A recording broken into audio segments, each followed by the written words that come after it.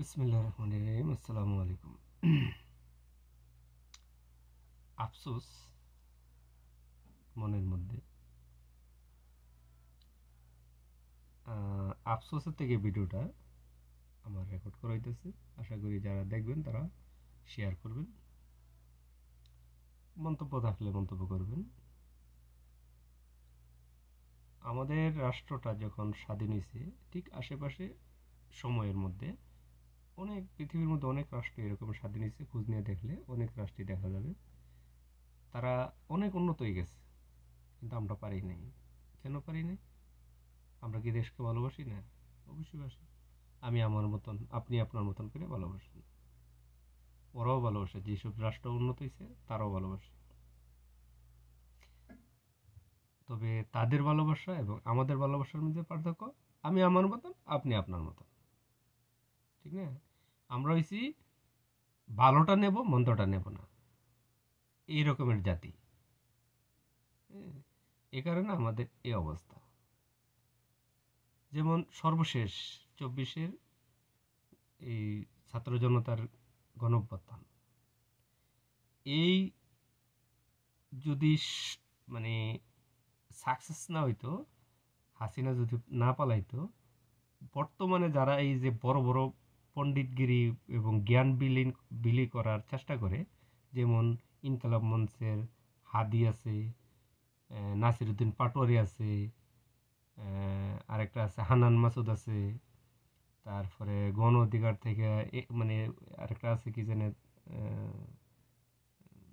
নামটা ভুলে গেছি। কয়েকদিন গণ অধিকার, কয়েকদিন এখানে, কয়েকদিন ওইখানে, এরকম একটা টাউট আছে বাসাল। তা এরকমের অনেকগুলি বাসাল আছে। একটা বাসালও কিন্তু সামনে আসতো না, এদের কিছু হইতো না। এই যে বাংচুর পুরা এটা সেটার দায়ে বিএনপি জামাতের বহুত নেতাকর্মী বছরের পর বছর জেলে পয়সা মরত। তো এখন হাসিনা পালাইছে কি তোদের কোটা আন্দোলনের বয়ে পালাইছে। যে পালাইছে সে টিকিটের পাইছে যে কেন পালাইছে। যে পালাইছে সে ঠিকই বুঝতে পারছে, টের পাইছে কেন পালাইতেছে তার। এখানে সেনাবাহিনীরও ভূমিকা আছে পালানোর পিছনে। আর নাই তো সেনাবাহিনী যদি ওই স্বৈরাচারের পক্ষে থাকতো, পালাইতো না। প্রবাসীর ভূমিকা আছে। একটা রিক্সাওয়ালা, টুকায়, বাসার মানে গৃহিণী, কার ভূমিকা ছিল না? তো তারা কি চাকরির লেগে কোটা আন্দোলন লেগে গেছে? যাই নাই তো। তোরা তো এই হারুনের ভাতের হোটেলে বসে আব্বা আম্মা লয়ে এসে তোরা ডিক্লার দিছিস আন্দোলন বন্ধ। তো এখন যে তোরা আব্বা হয়ে গেছত গা, তোরা মানে পরিকল্পনাকারী হয়ে গেছত গা, তোরা সব তো এইসব বইলা এই পালোয়ানগিরি আলাপ কইরে বিভিন্ন রকমের উস্কানিমূলক বাংচুর, যেখানে মন চায় সেখানে গিয়ে হামলা, শিক্ষকরে মানে বাইর করে দেওয়া, মানে কি শুরু করছিস দেশের ভিতরে? দেশটা শান্তি মতো চালাইতে দে। আর বিশেষ করে এই প্রফেসর ইউনূস স্যারেরও দোষ আছে। উনি ক্ষমতা নেওয়ার আগেই বইলা পড়ছে কি যে ছাত্ররা আমাকে নিয়োগ দিছে।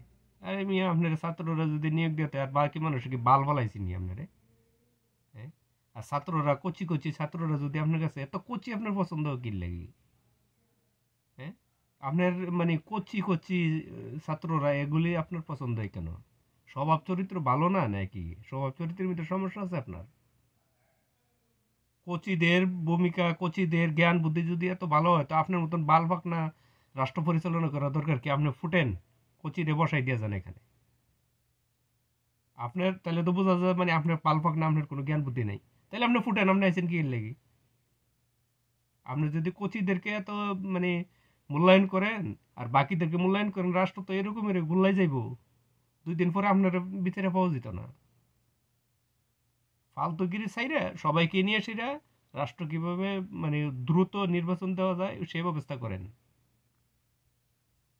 ওই জামাতের আর ওই যে মানে কয়েকজন সমন্বয়কের এই আউল ফাউল লম্পজম্প এসবে যদি পড়েন, তাহলে দেশের মধ্যে বিরাট ধরনের গোলযোগের সৃষ্টি হইব। বিরাট ধরনের গন্ডগোল সৃষ্টি হবে। এই আন্দোলনের মধ্যে 85% জনগণ ছিল, তার যে এই 16-17 বছরের যে অধিকার হারানোর বেদনা, সেই সবের বেদনা, যারা খুন হয়েছে, গুম হয়েছে, মানে তারা ছিল এইসবের মধ্যে। কয়জন ছিল কোটা বিরোধী আন্দোলনে?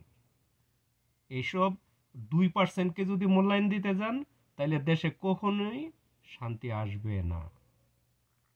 এখন যে আমার দাবি করব ওই স্থানীয় মানে নির্বাচন আগে দেওয়ার জন্য, তো এটাতে গন্ডগোল পাকাইবার জন্য।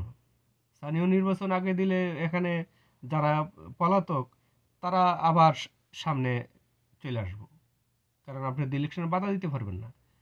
সারা দেশ একটা গন্ডগোল সৃষ্টি পাকাই বইব। আপনি তো এখনই চালাইতে পারেন না, রিয়েক্ট চালাবেন কেমন? জাতীয় নির্বাচন দেন দ্রুত, প্রয়োজনে ভাগ করে সেরে একসাথে একদিনের নির্বাচন না দিয়ে ভাগ ভাগ করে সেরে নির্বাচন দেন। 5 দিনে 5 ভাগ করেন, যে কোন কোন কিভাবে কিভাবে হবে এরকমের ভাগ করেন, ভাগ করে সেরে নির্বাচন দেন। সো দ্রুত নির্বাচন দেন। আপনি কতটুকু কী করতে পারবেন বোঝা গেছে। আপনি 2% নিয়ে সেটা লাফালাফি করেন, 2%কে মূল্যায়ন করেন, আর বাকি এই যে 85% আছে এদেরকে আপনি মূল্যায়ন করতেছেন না। এখন আপনি বলবেন যে 85% এবং 2%, তাইলে তো 87% হচ্ছে। বাকি লোকগুলা কই? বাকিগুলো ওই যে পালাইছে, ওরা ওরা পালাইছে। তো আপনি দ্রুত নির্বাচনের ব্যবস্থা করেন। এই যে হাদি পাদি সাদি মাদি এসবের যদি মূল্যায়ন দিতেন যান, এই যে লম্পজম্পর বড় বড় আলাপ, এরা কিন্তু আন্দোলনের মানে সর্বশেষ আন্দোলনে ছিল, ঠিক আছে, কিন্তু এর আগে এদের ভূমিকা কিসের? কোনোই ভূমিকা ছিল না। অর্থাৎ যারা যুগের পর মানে এক যুগ আন্দোলন কইরা যারা মানে সর্বহারা হয়ে গেছে, তাদেরকে আপনি মূল্যায়ন করবেন না। আর হুট করে এসে ফুট করে মানে বিপ্লবী হয়ে গেছে তাদেরকে মূল্যায়ন করবেন, তাদেরকে অঘোষিত মানে উপদেষ্টা মতন চলতে দিবেন, এগুলি মাইনা নেওয়া হইব না। তাইলে দেশে গন্ডগোল হবেই, দেশে গন্ডগোল তাইলে হবেই। আর জামাতের যে মানে এখন পরিকল্পনা, জামাত ইচ্ছা করে সেটা দেশে একটা গন্ডগোল পাকাইবার চেষ্টা করতেছে। এদের মানে কোন গাঁজাখোর বিশ্বাস করব, কোন গাঁজাখোর বিশ্বাস করব যে স্থানীয় সরকার নির্বাচন দিলে গন্ডগোল হইব না? আমি ইচ্ছা করে যদি গন্ডগোলের পথে হাঁটি, তা তো মানে গন্ডগোল হবেই।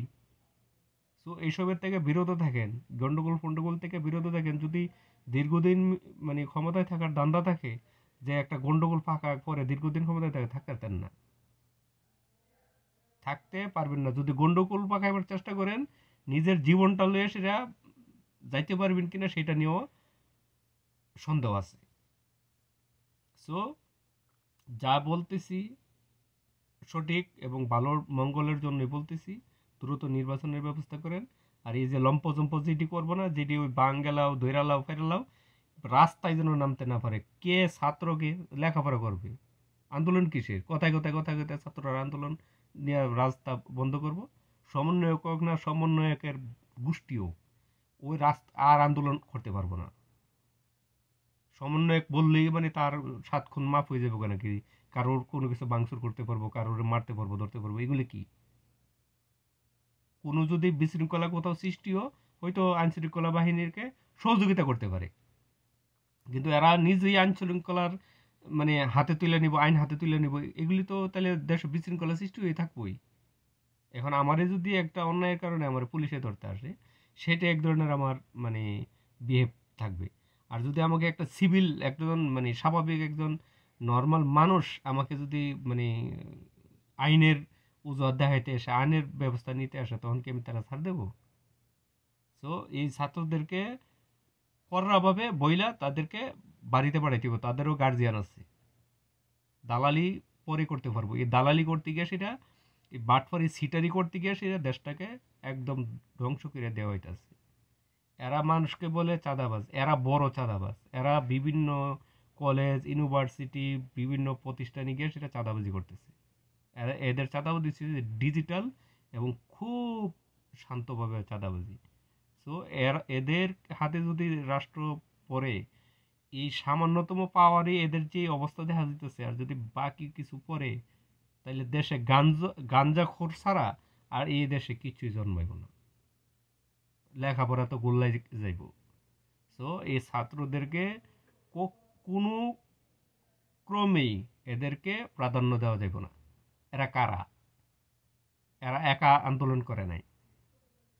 এই 2 টাকার মালের জন্য 2 টাকার মালেরকে বই পাওয়ার কোনো কিছু আসে যায় না। এই 2 টাকার মালকে বই পাওয়ার কি আছে? রাষ্ট্র পরিচালনা করতে পারলে করেন, নাই তো আরো দ্রুত নির্বাচন দেন, নির্বাচন দিয়ে ফুটেন, নির্বাচনের মাধ্যমে যে আসার আসুক, কে ক্ষমতায় আসবে সেটা পরে দেখা যাবে।